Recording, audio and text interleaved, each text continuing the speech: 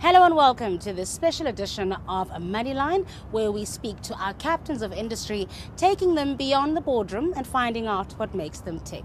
Today we meet Margaret Hirsh of Hirsh's, the mega appliances, electronics and air conditioning giant. She's won numerous awards for her entrepreneurship and she's passionate about empowering women. Margaret Hirsh learned all she knows from the School of Hard Knocks, a journey that led to her being awarded South Africa's most influential woman in business and government in 2011.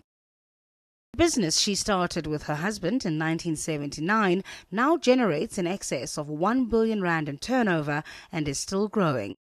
Hirsh's was started by Margaret and her husband Alan, who was a refrigeration technician earning 25 rand a week. Margaret was a secretary. She was fired by her boss when she fell pregnant, and she and her husband started Hirsh's with 900 rand capital.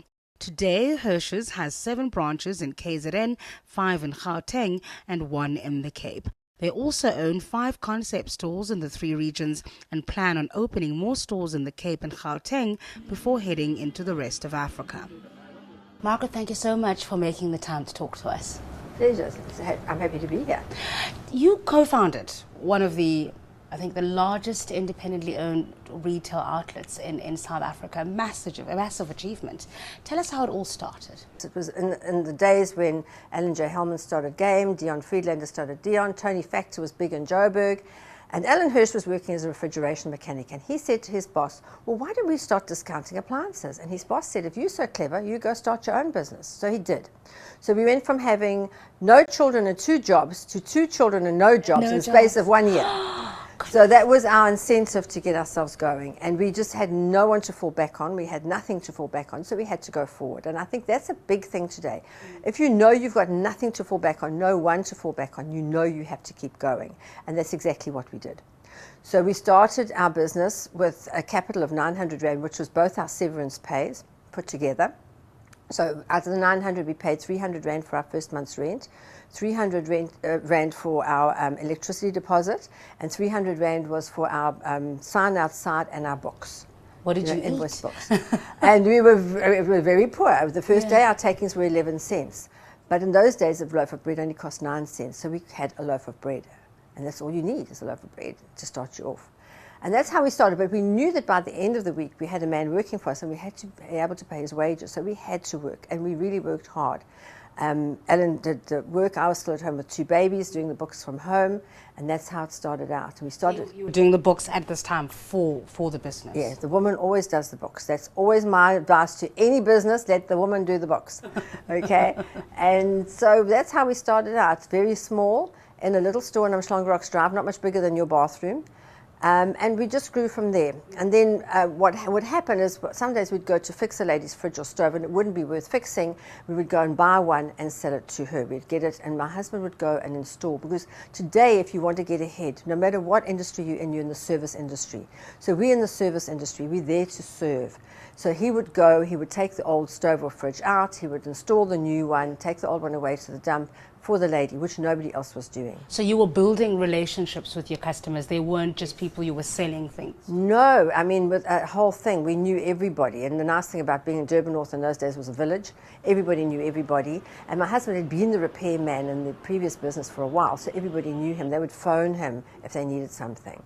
So that's how it started. But it was very slow, it was very tough. I can remember one stage in about, it must have been probably October, November, we started phoning people and said, would you like your air conditioner to be serviced? And we sat for 3 weeks phoning people, would you like us to come and service your air conditioner? And they'd say, no, go away, stop phoning me.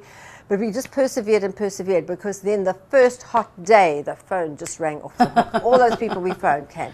So sometimes you're working really hard and you don't think you're getting anywhere, but you've got to build those foundations to be able to grow later. When did you know it was going to be fine? You've got 2 kids at home and you both had no jobs. You're starting this business, you're making, minimal money. Exactly. Yeah. When did you know it was fine? I don't think you ever know it's fine, because you go along and, sometimes you're going along, and we were going along really, really well. In 1988, we had 2 million rand in the bank.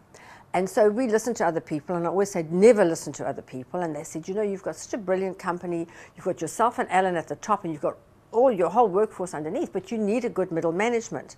So we didn't know we were going to get a middle management. And they said, why don't you buy a going concern that's got a good middle management? So we did. We went out, and in Pietermaritzburg, we found a fabulous company, been going for years, family business like ours. The man wanted to retire. He had 3 sons. We thought this was wonderful. And I said to him, how much do you want for your business? He said, 2 million rand. We thought, well, this is, you know, perfect. Yeah. But what we didn't understand was, and because we didn't understand that much about books and that type of thing, when he showed us his books, he showed that he paid all the creditors, but in fact he hadn't. So when we paid our money, he released all the creditors' checks. So we went from having 2 million rand in the bank to 3 million rand in overdraft in one afternoon. So although you start and you think you're going well, there's always something that comes and will pull the rug out from under your feet. And I always say to people, it's going to happen to you, be ready for it. And when it happens, you can't give up. Because at that stage, it had taken us 10 years to make that 2 million rand. And we lost not only that, but more than that in one afternoon. And then we had to start all over again. So people say, how do you, you know, you've done so well, you started with 900 rand. No, I didn't. In 1988, I started all over again with the 3 million rand overdraft. And in those days, 3 million rand was a lot of money. Was a lot of money. How did you firstly react in that one afternoon? You know, you go into the shock, the disbelief, the denial, the anger, and then eventually you pick yourself up and say, we just have to get over this and start all over again. And I think that's where most people give up. Most people give up at that stage, but you can't. And I always think God gives you these things just to see how strong you are, to see if you can overcome these obstacles. And you know what Willie Jolie says, a setback is just a setup for a comeback. And that's when we had to just set ourselves up and come back again. And we really worked hard, and we had to work harder than we'd ever worked before to get over, to pay the debt back and to get over it and start over again. Yeah. Tell us about your first store. Our first store was in Umhlanga Drive. It was a tiny little store which we rented, and we had the sort of office, and when I tell you a tiny showroom, we fitted a fridge and a stove in it, and the workshop was at the back. And what happened then is we had this rep who would come around, and he would say to us, why don't you try this, why don't you try this? And in 1979, nobody knew what a microwave oven was. Yeah. So he said, we've got this new thing. I don't even know what it is myself. It's a box, but it cooks quickly. Do you want to take it? And I'm sure you'll sell it. So we took it in and we thought we'd sell it. But a month came and went and we hadn't sold it. And now we'd paid for it and we didn't have that kind of money. So I thought, well, what I'll do is I'll take it home and I'll try and use it. So I took it home, I read the instruction book, and boy, I like quick things, I like food, and it was just everything that I wanted. Yeah. So what I decided to do is our shop was really small, so we had to take the fridges and stoves and put them on the pavement, put some chairs there and a table, and I put the microwave oven on it, and I invited about 11 people around, but I invited couples because I realized that in those days I was a housewife, yeah. And I realized that the housewives didn't have the money and they would have to show their husband. So if I told them, they'd have to go and tell their husband, and they wouldn't do such a good job as I would do. So we invited 11 couples around and we sat them in there literally cheek to cheek, and in the front I put the microwave up and I cooked a chicken, which takes 20 minutes, as you know. People have been used to the oven for an hour and a half to 2 hours.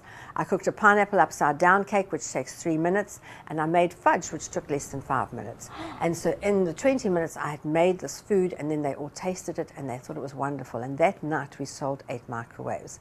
And that was the start. You see, if you want to get ahead, you have to have an idea that nobody else had had. So I started the first independent microwave cookery school in South Africa. Wow. Started teaching people to cook in the microwave. Because once they could cook in the microwave, they then spread the word and they told other people. And then those people came and I taught them how to cook. And so that's how our business literally took off.